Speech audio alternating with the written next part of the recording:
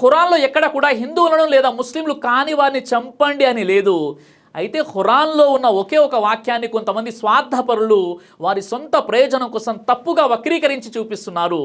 మీకు నిజంగా తెలుసుకోవాలనే తపన ఉంటే మీకు నేను వివరంగా చెప్తాను, విని అర్థం చేసుకునే ప్రయత్నం చేయండి. ఖురాన్లోని సూరా తౌబా నంబర్ 9 ఆయత్ నంబర్ 5లో ఉన్నటువంటి విషయం ఏంటంటే, ఇక నిషిద్ధ మాసాలు గడిచిపోయిన తర్వాత బహుదేవ ఆరాధకులను ఎక్కడ దొరికితే అక్కడ వధించండి, మరియు వారిని పట్టుకోండి మరియు చుట్టుముట్టండి, మరియు ప్రతి మాటు వద్ద వారికి పొంచి ఉండండి. కానీ వారు పశ్చాత్తాపడి నమాజ్ స్థాపించి జకాత్ ఇస్తే వారిని వారి మార్గాన వదిలిపెట్టండి. నిశ్చయంగా అల్లా క్షమాశీలుడు, అపార కరుణా ప్రదాత. ఈ వాక్యాన్ని అవుట్ ఆఫ్ కాంటెక్స్ట్గా చాలా మంది ఇస్లాం శత్రువులు, రాజకీయ నాయకులు మరియు ముస్లింలను విమర్శించి ఫేమస్ అవ్వాలి అనుకునేవారు ఈ వాక్యాన్ని ఎక్కువగా ఉపయోగిస్తుంటారు. కానీ దీని తర్వాత వాక్యంలోనే జవాబు ఉంది. ఆ వాక్యాన్ని ఎవరు కూడా చెప్పరు. ఖురాన్లోని సూరా తౌబా నంబర్ 9 ఆయత్ నంబర్ 6లో, మరియు బహుదేవ ఆరాధకులతో ముష్రికీన్లలో ఎవడైనా నీ శరణు కోరితే అతడు అల్లా గ్రంథాన్ని ఖురాను వినటానికి అతనికి శరణు ఇవ్వు, తర్వాత అతని కొరకు సురక్షితమైన స్థలానికి చేర్చు. ఇది ఎందుకంటే వాస్తవానికి వారు సత్యం తెలియని ప్రజలు. అంటే ఇక్కడ చంపబడి అని ఉంది, ఆ తర్వాత అల్లా గ్రంథాన్ని వినటానికి అతనికి శరణు ఇవ్వు, తర్వాత అతని కొరకు సురక్షితమైన స్థలానికి చేర్చు అని ఉంది. అంటే ఇక్కడే తెలిసిపోతుంది కదండి, ఇది కేవలం మక్కాలోని ముస్లింల బద్ధశత్రులు అయినటువంటి ముష్రికులకు సంబంధించి అవతరించినటువంటి వాక్యాలు మాత్రమే అని. ఈ వాక్యంలో అరబ్బీని పరిశీలిస్తే అల్ ముష్రికీన్ అనే పదం వాడబడింది. అరబ్బీలో అల్ అనేది పర్టికులర్గా వాడబడుతుంది. అంటే ఇక్కడ ముష్రికులందరూ అని కాదు, కేవలం అక్కడ మక్కాలో ఉన్న ముష్రికులు మాత్రమే అని అర్థం. ఉదాహరణకి ఇంగ్లీష్లో యాన్ యాపిల్ ఇది కామన్గా వాడతారు, ది యాపిల్ ఇది ప్రత్యేకం కోసం వాడతారు. అలాగే అరబీలో అల్ అనేది ప్రత్యేకించి వాడతారు. కాబట్టి ఇది కేవలం ఆనాటి ముస్లింల శత్రువు అయినటువంటి మక్కా ముష్రికులకు మాత్రమే వర్తిస్తుంది. అయితే ఖురాను వాక్యాలను అర్థం చేసుకోవాలంటే అది ఏ సందర్భంలో అవతరించిందో దాని పూర్వపరాలు కూడా తెలుసుకోవాల్సిన అవసరం ఉంటుంది. ఈ సూర మదీనా కాలంలో అవతరించింది. హిజ్రీ శకం 9వ సంవత్సరంలో 631 కామన్ ఎరాలో, అంటే ఇస్లామియ చరిత్రలో ఒక కీలక సమయంలో ఇది అవతరించింది. మక్కా విజయం అంటే ఫతే మక్కా తర్వాత అవతరించినటువంటి వాక్యాలు ఇవి. అయితే ఈ సూరా యొక్క సందర్భం, అవతరణ, భావార్థం అనేవి వేరుగా ఉన్నాయి. సూరా తౌబా ఒక చారిత్రక నేపథ్యంలో అవతరించింది. ఇది ఇస్లామియ సమాజం యొక్క రక్షణ, న్యాయం మరియు శాంతి స్థాపనకు సంబంధించినటువంటిది. అయితే ఈ సూరా అవతరణ సమయంలో ముస్లింలు మక్కా విజయం తర్వాత అరేబియాలో శాంతి ఒప్పందాలను కుదుర్చుకున్నారు. ముఖ్యంగా హుదైబియా ఒప్పందం, ట్రీటీ ఆఫ్ హుదైబియా. అయితే కొన్ని ముష్రిక్ తెగలు, అంటే బహుదేవ ఆరాధన తెగలు, ఉదాహరణకు బను బకర్ లాంటివి ఈ ఒప్పందాలను ఉల్లంఘించాయి. వారు ముస్లింల మిత్రపక్షాలపై దాడులు చేశారు, శాంతిని భంగం చేశారు మరియు విశ్వాసఘాతుకానికి పాల్పడ్డారు. అప్పుడు ఈ సూర ఆ సందర్భంలో ఒప్పంద ఉల్లంఘనలను ఎదుర్కోవడానికి, న్యాయాన్ని స్థాపించడానికి మరియు శాంతిని పునరుద్ధరించడానికి అవతరించింది. ఇది ముష్రికులతో ఒప్పందాలను రద్దు చేయడం, వారికి 4 నెలల కాల పరిమితి ఇవ్వడం మరియు శాంతి లేదా యుద్ధానికి సిద్ధం కావడం గురించి మాట్లాడుతున్నటువంటి ఆయత్ ఇది. ఈ సూర కేవలం యుద్ధం గురించి మాత్రమే కాదు, ఇది క్షమాపణ, కరుణ మరియు సోదర భావం యొక్క సందేశాన్ని కూడా అందిస్తుంది. సూరా తౌబా నంబర్ 9 ఆయత్ నంబర్ 5లో, పవిత్ర నెలలు ముగిసిన తర్వాత ముష్రికులను ఎక్కడ చూసినా చంపండి, పట్టుకోండి, ముట్టడి చేయండి, ప్రతి మార్గంలో వారి కోసం వేచి ఉండండి. అయితే వారు తౌబా చేస్తే, నమాజ్ చేస్తే, జకాత్ ఇస్తే వారిని వదిలివేయండి. ఖచ్చితంగా అల్లా క్షమాశీలుడు, కరుణాశీలుడు. అయితే ఈ ఆయత్ యొక్క సందర్భం ఏంటంటే పవిత్ర నెలలు, అష్రుల్ హురుమ్. ఈ ఆయత్లోని పవిత్ర నెలలు 4 నెలలు కాల పరిమితిని సూచిస్తాయి. జుల్ ఖాయిదా, జుల్ హిజ్జా, ముహర్రం మరియు రజబ్. ఈ సమయంలో ఒప్పంద ఉల్లంఘనకర్తలైనటువంటి ముష్రికులకు శాంతియుతంగా తమ మార్గాన్ని సరిదిద్దుకునే అవకాశం ఇవ్వబడింది. వారు ఇస్లాంను అంగీకరించవచ్చు, శాంతియుతంగా వెళ్ళిపోవచ్చు, లేదా యుద్ధానికి సిద్ధం కావచ్చు. ఇది అల్లా యొక్క దయ మరియు న్యాయాన్ని సూచిస్తుంది.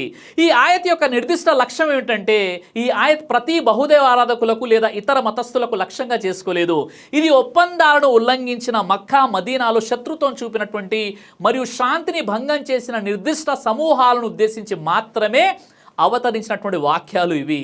ఈ విషయం మీకు ఇంకా అర్థం కావాలంటే ఇదే సూరాలోని సూరా తౌబా నంబర్ 9 ఆయత్ నంబర్ 4లో ఒప్పందాలను గౌరవించిన ముష్రికులతో శాంతియుతంగా ఉండమని ఆదేశించబడింది.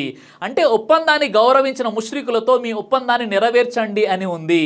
కాబట్టి ఈ ఆయత్ హింసను ప్రోత్సహించడం కాదు, ఆత్మరక్షణ మరియు న్యాయం కోసం ఆదేశిస్తుంది.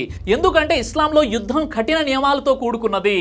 అమాయకులు, స్త్రీలు, పిల్లలు, వృద్ధులు లేదా యుద్ధంలో పాల్గొనని వారిని హాని చేయకూడదని యుద్ధంలో కూడా షరతులు పెట్టినటువంటి ఇస్లాం ఎవరిని పడితే వారిని చంపండి అని అంటుందా అంటే ఇది కేవలం నెగిటివ్ ప్రొపగండా తప్ప మరేం కాదు సోదరా. ఖురాన్లోని సూరా అల్ మాయిదా నంబర్ 5:32 ఏమంటుందండి? మన్ ఖతల నఫ్సం బిగైరి నఫ్సిన్ ఔ ఫసాదిన్ ఫిల్ అర్ది ఫకఅన్నమా ఖతలన్నాస జమీఅ. ఎవడైనా ఒక వ్యక్తిని అన్యాయంగా చంపితే అతడు సర్వ మానవ జాతిని చంపినట్లే, మరియు ఎవడైనా ఒక మానవుని ప్రాణాన్ని కాపాడితే అతడు సర్వ మానవ జాతి ప్రాణాలను కాపాడినట్లే. ఇంత స్పష్టంగా మానవుల ప్రాణాల విలువను తెలియజేసినటువంటి ఖురాన్ కాఫేర్లను, ముష్రికులను చంపండి, బాంబులేయండి, ఆత్మాహుతి దాడులకు పాల్పడండి అని చెబుతుందా?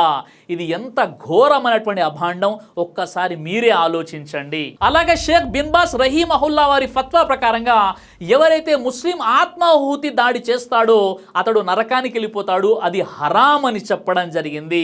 అలాగే ఖురాన్లో కూడా మిమ్మల్ని మీరు చంపుకోకండి అని ఖురాన్ అంటుంది. కాబట్టి ఆత్మాహుతి దాడి కూడా ఇస్లాంలో చాలా పెద్ద ఘోరమైనటువంటి అపరాధము. అలాగే ఖురాన్లో ఇతర వాక్యాలలో ఏ మతం వారిని కూడా మీరు ఇబ్బంది పెట్టకండి అని ఉంది. ఖురాన్లోని సూరా అల్ కాఫిరూన్ సూరా నంబర్ 109 ఆయత నంబర్ 6లో మీ మతం మీకు, నా మతం నాకు. అలాగే ఖురాన్లోని సూరా అల్ ముమ్తహినా సూరా నంబర్ 60 ఆయత నంబర్ 8లో ఎవరైతే ధర్మం విషయంలో మీతో యుద్ధం చేయరో మరియు మిమ్మల్ని మీ గృహాల నుండి వెళ్ళగొట్టరో వారి పట్ల మీరు సత్ ప్రవర్తనతో మరియు న్యాయంతో వ్యవహరించటాన్ని అల్లా నిషేధించలేదు. అలాగే సూరా అల్ బఖరా సూరా నంబర్ 2 ఆయత 256లో లా ఇక్రాహ ఫిద్దీన్, ధర్మం విషయంలో బలవంతం లేదు, ఎవరిని కూడా మీరు బలవంతంగా ఇస్లాంలోకి ఆహ్వానించకండి, చాలా స్పష్టంగా దైవం తెలియజేస్తున్నాడు. అలాగే ఖురాన్లోని సూరా అల్ అనామ్ సూరా నంబర్ 6 ఆయత 108లో వలా తసబ్బుల్లదీన యదున మిన్ దునిల్లా, ఓ ముస్లిములారా, ముస్లిమేతరులు అంటే హిందువులు, క్రైస్తవులు, ఇతర మతాల వారు ఆరాధించే వాటిని మీరు దూషించకండి అని దైవం కండిషన్ పెడుతున్నాడు. అలాంటప్పుడు ఇతర మతాల వారిని ముష్రికులను లేదా కాఫేర్ల పేరుతో చంపండి అని ఖురాన్లో ఎలా ఉంటుందండి? ఒక్కసారి మీరే చెప్పండి. ఈ ప్రపంచంలో ఉన్న మానవులంతా కూడా ఒకే జంట సంతానం, పరస్పరం సోదరులు, వారందరితో కలిసిమెలిసి ఐకమత్యంగా ఉండండి అని ఖురాన్ మనకు ఆదేశిస్తుంది. ఇస్లామియ చరిత్రలో ప్రవక్త ముహమ్మద్ సల్లల్లాహు అలైహి వసల్లం వారు కూడా ఆనాటి యూదులతో, క్రైస్తవులతో సత్సంబంధాలు కలిగి ఉన్నారు మరియు ఇతర మతస్థులతో శాంతియుత ఒప్పందాలు కుదుర్చుకున్నారు. ఇస్లామియ రాజ్యంలో కూడా వారు అంటే ఇతర మతస్థులు పూర్తి స్వేచ్ఛగా వారు వారి మతాలను ఆచరించారు, వారి ఆరాధన ఆలయాలను కూడా నిర్మించుకున్నారు. ఇస్లాం సర్వ మానవులను ఒకే జంట సంతానం ఆడమ్ మరియు హవ్వా నుండి ఉనికిలోకి వచ్చారని, మీరంతా పరస్పర సోదరులు అనేటటువంటి విశ్వ మానవ సోదర భావాన్ని బోధిస్తుంది.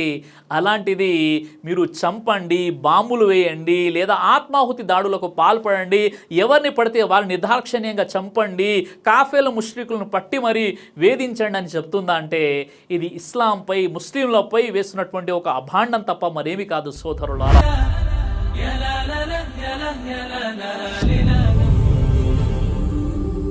బ్రదర్ సిరాజ్ అని యూట్యూబ్ ఛానల్ని మీరు సబ్స్క్రైబ్ చేసినట్లయితే ఇన్షాల్లా దైవచిత్తం అయితే మీకు వీడియోస్ వస్తుంటాయి. అదేవిధంగా బ్రదర్ సిరాజ్ అనేటటువంటి ఫేస్బుక్ని కూడా లైక్ చేయడం వల్ల మీకు వీడియోస్ వస్తుంటాయి.